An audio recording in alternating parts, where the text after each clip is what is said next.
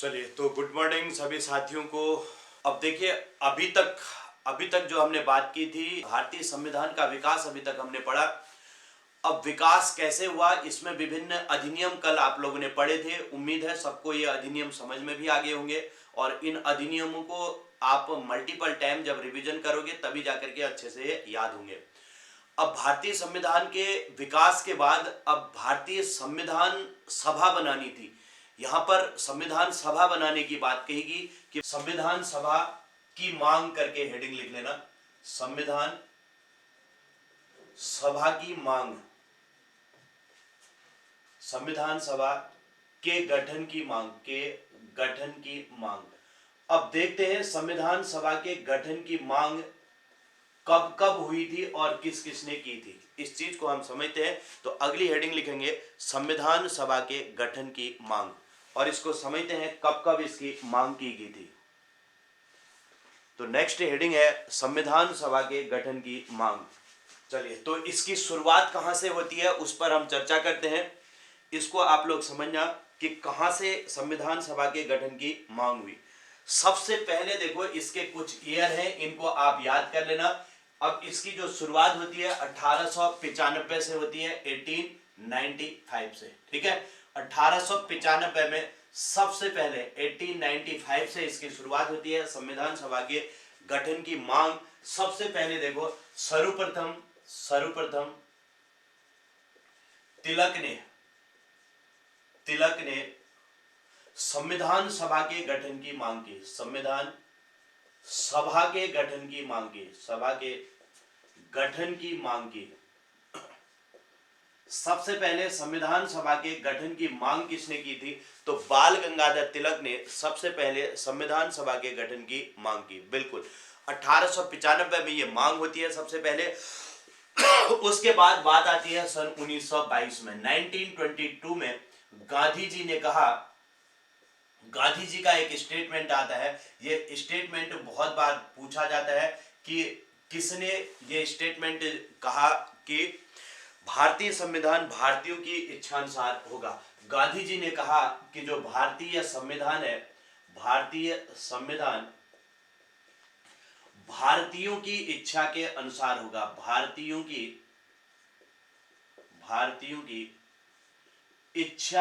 इच्छानुसार होगा, इच्छानुसार होगा। ये गांधी जी का स्टेटमेंट था और ये कई बार एग्जामों में पूछा भी गया है कि ये स्टेटमेंट किसने दिया था।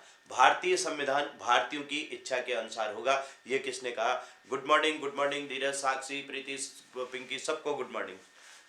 चलिए तो 1922 में गांधी जी ने कहा कि भारतीय संविधान भारतीयों की इच्छा के अनुसार होगा, ठीक है। ये गांधी जी की मांग थी। उसके बाद 1924 में हम जाते हैं। 1922 के बाद 1924 में मोतीलाल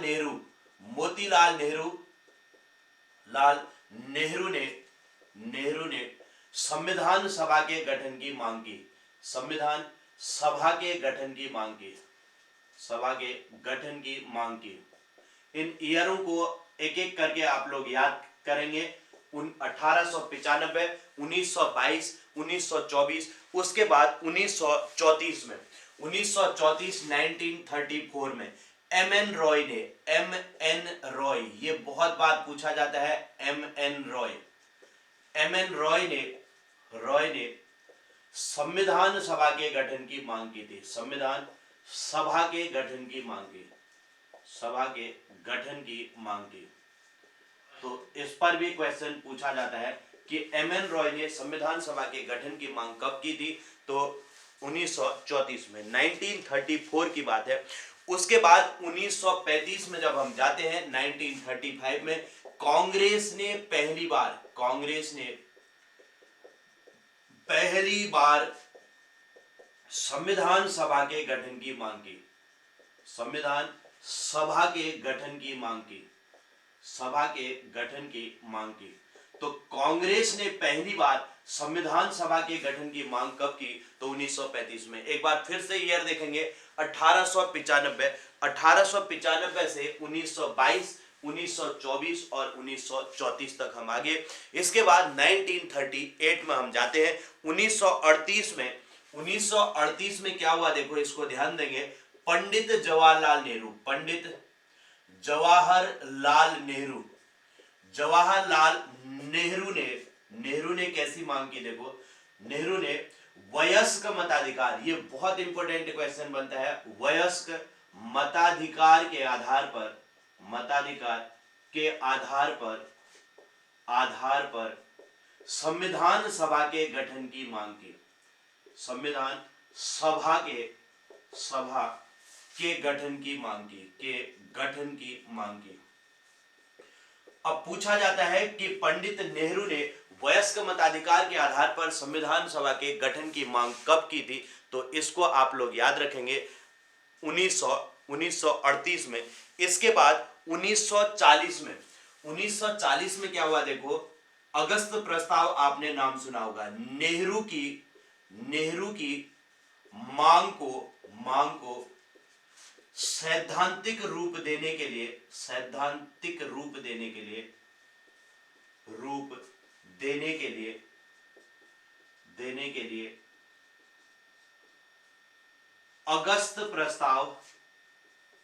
अगस्त प्रस्ताव लाया गया।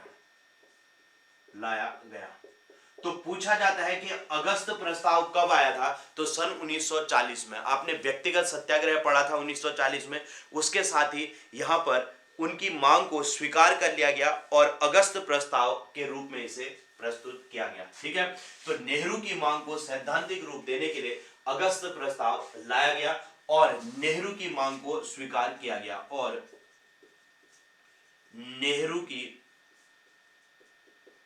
मांग को स्वीकार किया गया। किसके द्वारा स्वीकार किया गया? तो अंग्रेजों ने नेहरू की मांग को स्वीकार किया, जिसे अगस्त प्रस्ताव के रूप में जाना जाता है। ठीक है, उसके बाद 1942 में हमने देखा था क्रिप्स मिशन योजना। हमने पढ़ा था 1942 में, एक तो भारत छोड़ो आंदोलन चला था और क्रिप्स मिशन योजना आई थी। तो क्रिप्स मिशन योजना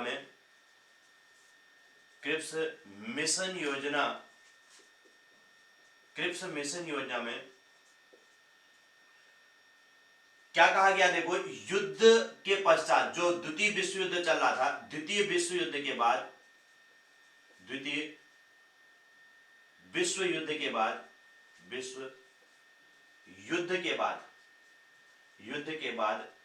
संविधान सभा के गठन की बात की गई।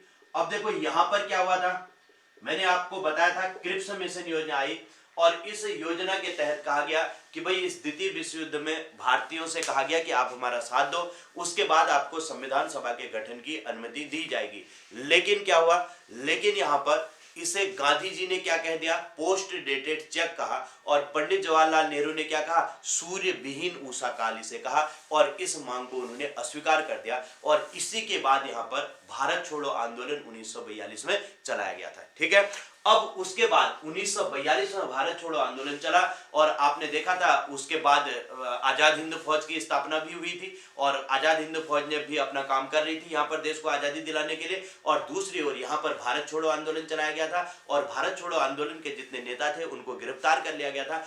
उसके बाद 1945 में 1945 में ये जो भारत छोड़ो आंदोलन के जितने भी गिरफ्तार नेता थे उन सबको रिहा कर दिया गया और भारत छोड़ो आंदोलन 1945 में समाप्त हुआ था। इसके बाद आपने पढ़ा था 1946 में एक इंपॉर्टेंट बात हिस्ट्री में पढ़ी थी आपने, कैबिनेट मिशन योजना।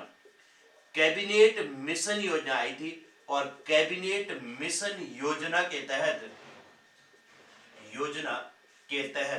कैबिनेट मिशन योजना के तहत संविधान सभा का गठन किया गया। संविधान सभा का गठन किया गया। अब देखो 1946 में हमने पढ़ा था कि एक कैबिनेट मिशन योजना आई थी और इसी योजना के तहत एक तो संविधान सभा का गठन हुआ था और दूसरा हमने कहा था अंतरिम सरकार का भी गठन हुआ। तो संविधान सभा का गठन किस योजना के तहत हुआ? तो कैबिनेट मिशन योजना के तहत संविधान सभा का गठन हुआ।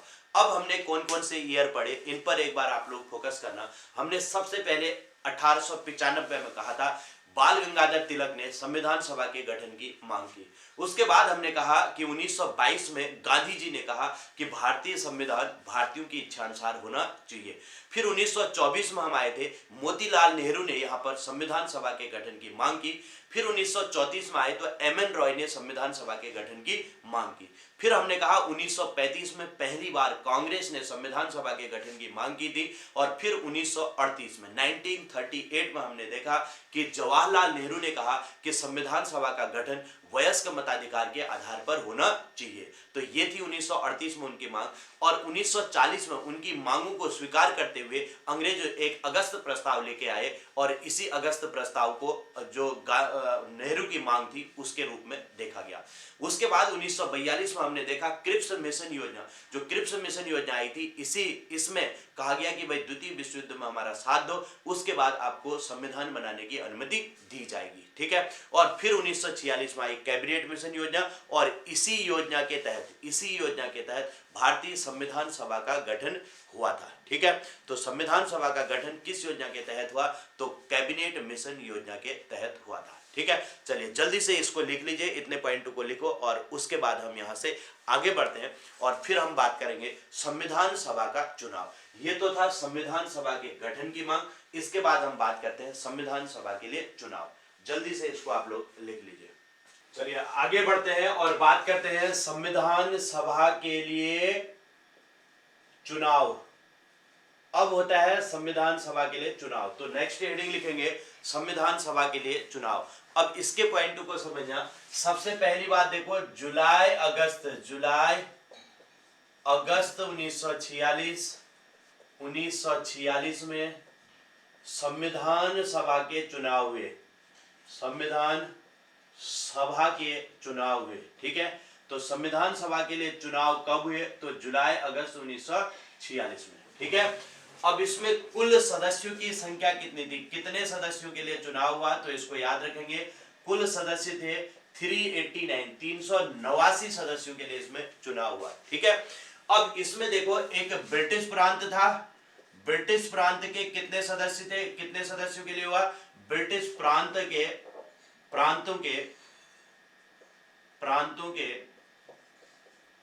296 ठीक है। इसमें से 292 प्लस 4 थे। प्लस 4 क्या थे? 4 थे चीफ कमिश्नरी क्षेत्र। 4 क्या थे? चीफ कमिश्नरी क्षेत्र।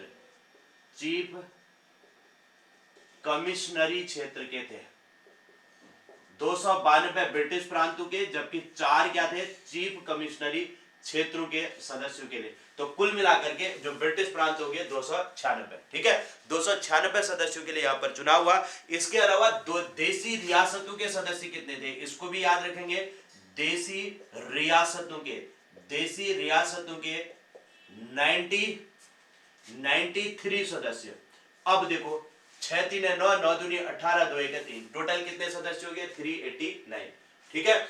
अब यहां पर एक बात समझेंगे कि जो ब्रिटिश प्रांतों के सदस्य थे, ब्रिटिश प्रांतों के 296 सदस्यों का चुनाव किस तरीके से हुआ? चुनाव अप्रत्यक्ष रूप से हुआ। कैसे हुआ? इनडायरेक्ट इलेक्शन से, अप्रत्यक्ष रूप से हुआ।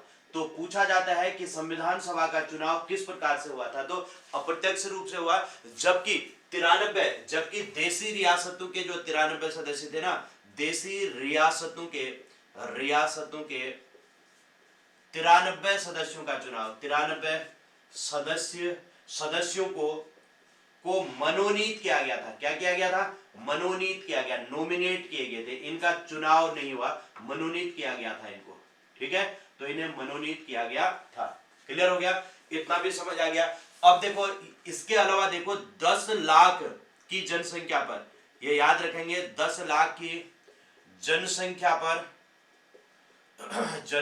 पर एक प्रतिनिधि को चुना गया था। एक प्रतिनिधि को चुना गया था। 10 लाख की जनसंख्या पर एक प्रतिनिधि को चुना गया था। ठीक है। इसके अलावा एक बात और इंपॉर्टेंट आती है कि जो हैदराबाद रियासत थी, हैदराबाद रियासत ने ने संविधान सभा के चुनाव में, संविधान सभा के चुनाव में भाग नहीं लिया, के चुनाव में भाग नहीं लिया था, भाग नहीं लिया था। तो किसने संविधान सभा के चुनाव में भाग नहीं लिया था? तो हैदराबाद रियासत ने संविधान सभा के चुनाव में भाग नहीं लिया था। तो इन पॉइंटों को आप लोग क्लियर कर लेना।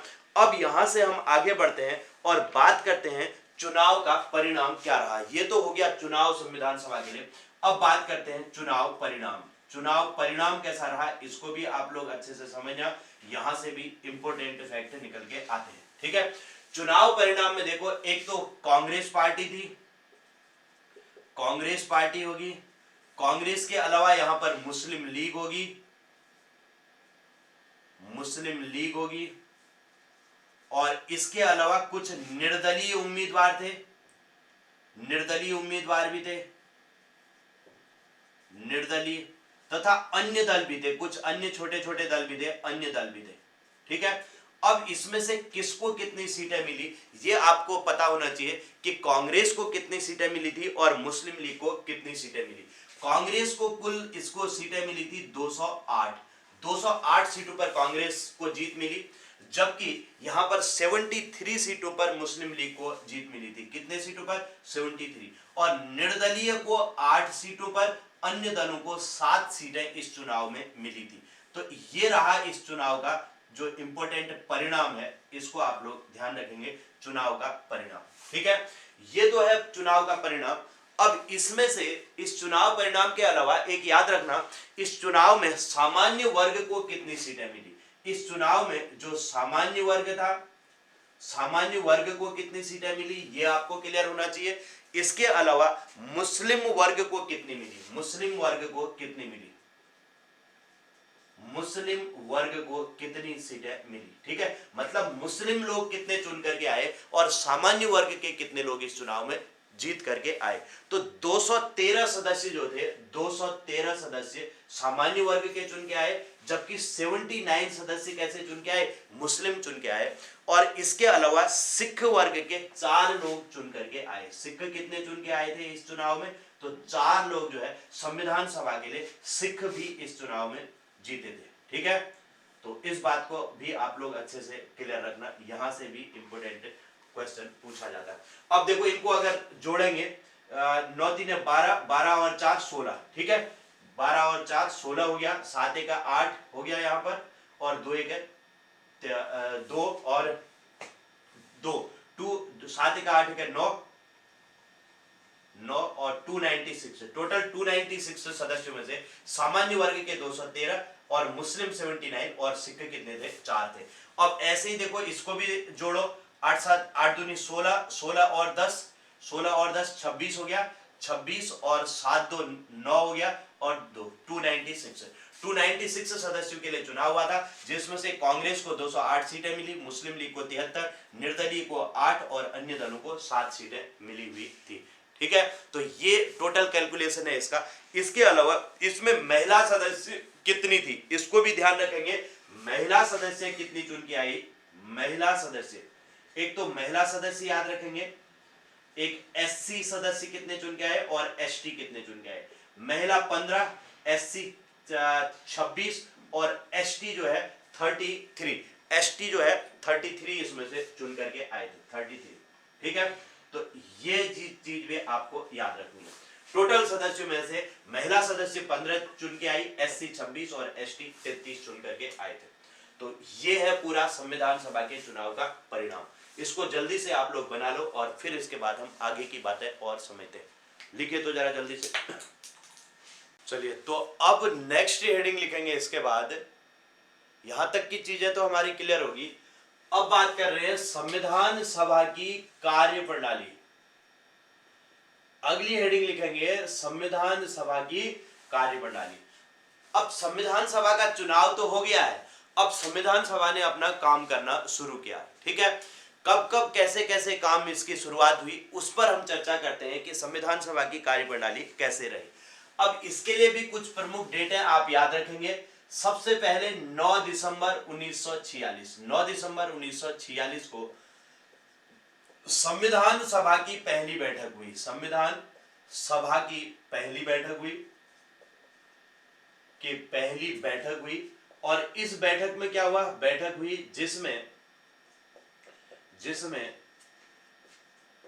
डॉक्टर सच्चिदानंद सिन्हा को, सच्चिदानंद सिन्हा को क्या चुना गया, सिन्हा को अस्थाई अध्यक्ष चुना गया, अस्थाई अध्यक्ष चुना गया, अध्यक्ष चुना गया। ठीक है, डॉक्टर सच्चिदानंद सिन्हा को अस्थाई अध्यक्ष इस दिन चुन लिया गया। 9 दिसंबर के 2 दिन बाद 11 दिसंबर 1946 को, 11 दिसंबर 1946 को संविधान सभा की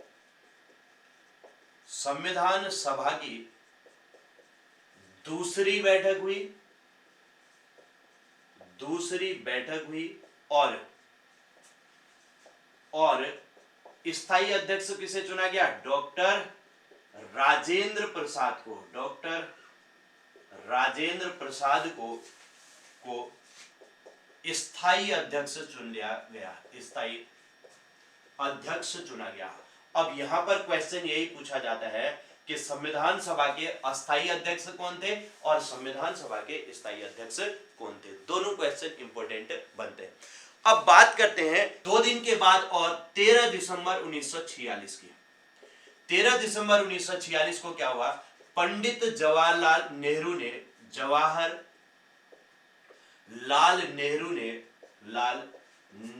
ने संविधान सभा के समक्ष उद्देश्य प्रस्ताव को रखा। किस चीज को रखा, उद्देश्य प्रस्ताव को रखा। जो संविधान सभा का उद्देश्य प्रस्ताव था, प्रस्ताव को रखा। उस उद्देश्य प्रस्ताव को संविधान सभा के समक्ष रखा। अब ये उद्देश्य प्रस्ताव 22 जनवरी 1947 को इसे स्वीकृति मिल गई। ठीक है, 13 दिसंबर 1946 की ये बात थी। अब आता है 22 जनवरी 1947, 46 के बाद 1947। ठीक है, उद्देश्य प्रस्ताव को स्वीकृति मिली, मतलब संविधान सभा के सभी सदस्यों ने इसे स्वीकार किया, स्वीकृति मिली। यही उद्देश्य प्रस्ताव, अब यहां पर ध्यान रखना, यही उद्देश्य प्रस्ताव बाद में क्या बना, बाद में संविधान सभा की क्या बनी, संविधान की प्रस्तावना बनी। बात समझ में आ गई क्या? यही उद्देश्य प्रस्ताव बाद में संविधान का क्या बनी, संविधान की क्या बन गई, प्रस्तावना बन गई। तो यही संविधान की प्रस्तावना, या फिर इसे उद्देश्य का भी कहा जाता है। प्रस्तावना को और क्या कहते हैं, संविधान की उद्देश्य का भी कहते हैं और प्रस्तावना भी कहा जाता है। इसके बाद देखो कुछ इसमें प्रमुख डेट है और याद रखनी है। 22 जनवरी 1947 के बाद देखो 22 जुलाई 1947, ये भी याद रखेंगे सभी लोग, इंपोर्टेंट है। 22 जुलाई 1947 को संविधान सभा ने राष्ट्रध्वज को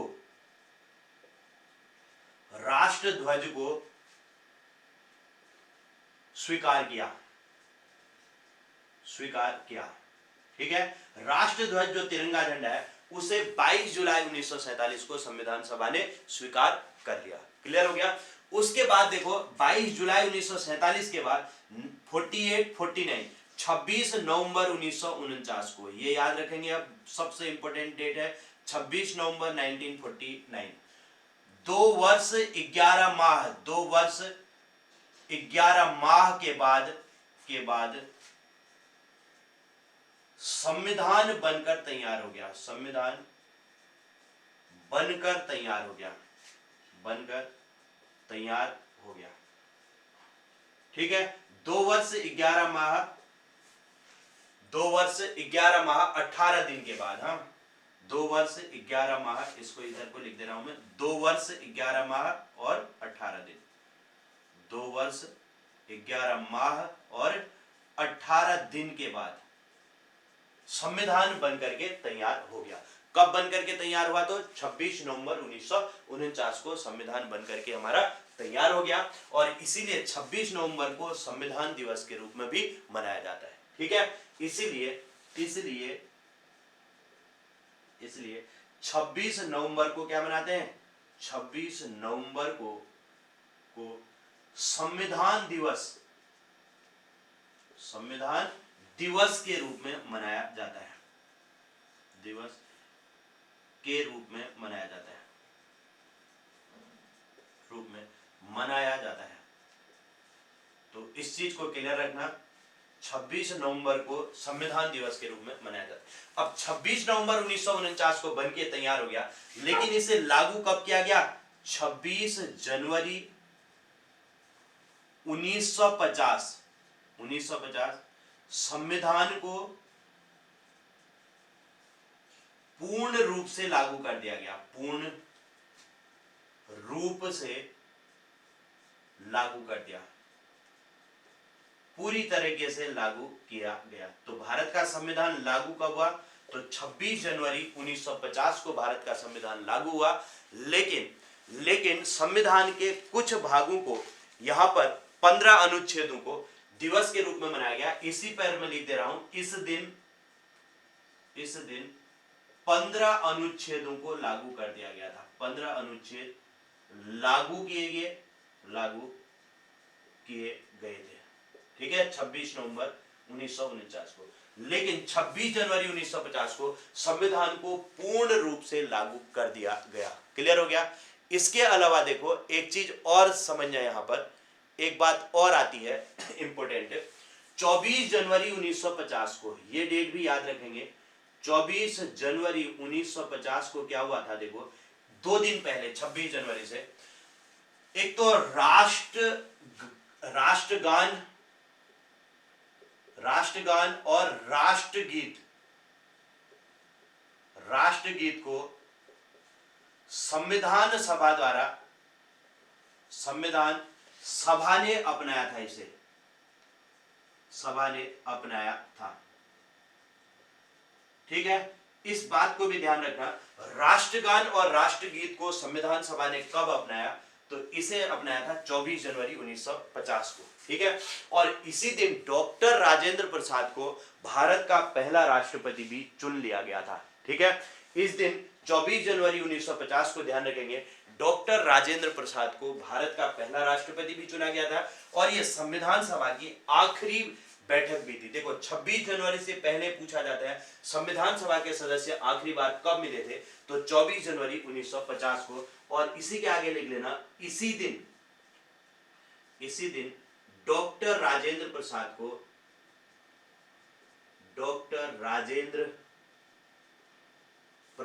को भारत का पहला राष्ट्रपति भी चुन लिया गया था। भारत का पहला राष्ट्रपति चुन लिया गया था।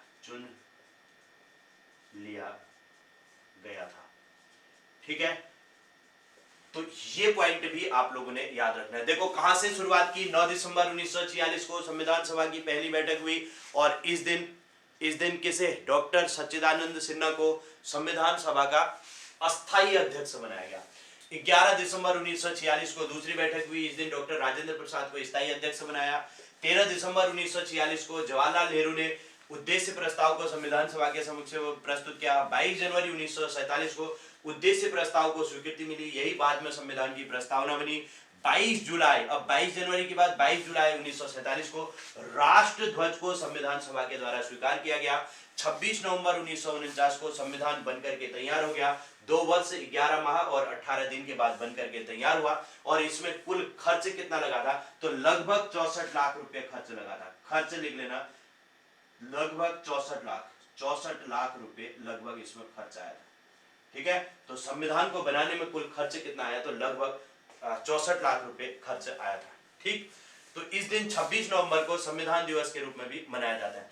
इसके बाद देखो, और इस दिन 15 अनुच्छेदों को लागू कर दिया गया, लेकिन 26 जनवरी 1950 को संविधान को पूर्ण रूप से लागू किया गया, और 26 जनवरी से 2 दिन पहले 24 जनवरी 1950 को एक तो राष्ट्रगान और एक राष्ट्रगीत को भी संविधान सभा के द्वारा अपनाया गया था और इसी दिन डॉक्टर राजेंद्र प्रसाद को भारत का पहला राष्ट्रपति भी चुन लिया गया था।